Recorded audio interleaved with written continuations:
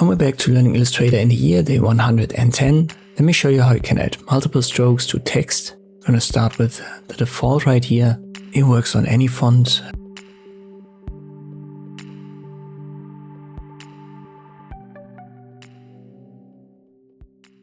Let me start with this one. And I've already shown you a couple of times. You can use swatches up here to add a stroke. For most fonts that's going to work, but for this one you can see the overlap. So that wasn't the best example. Let me pick a different font.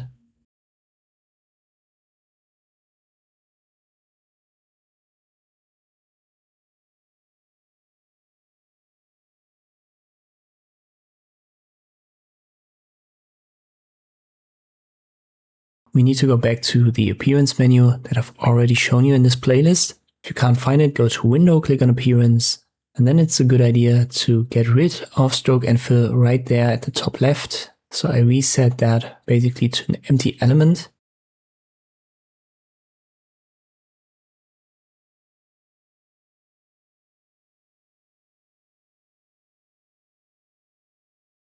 And now I click right here on the fill. So add new fill for the appearance. And now we can start clean. Let me add a stroke color as well.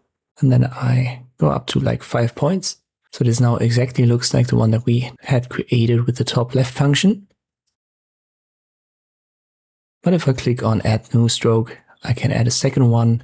And now 5 points will be exactly as big as the first stroke. So let me make that 10 points. And here you can see it now.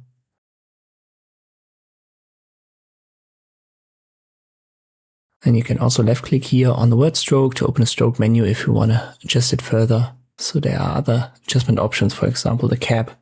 And if I make that as big as the red stroke, so 5 points, it's going to vanish because it's in the background then. But we have one issue. You can see it adds a stroke to both sides of the reddish one, and it's because of the fill.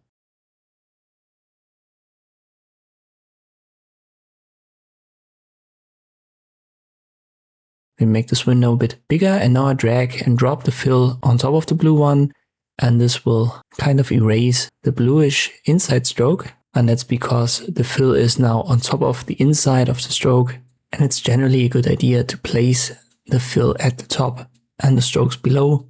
And now if I go in 5 point steps, you can see all of these strokes are on the outside and they all have the same size.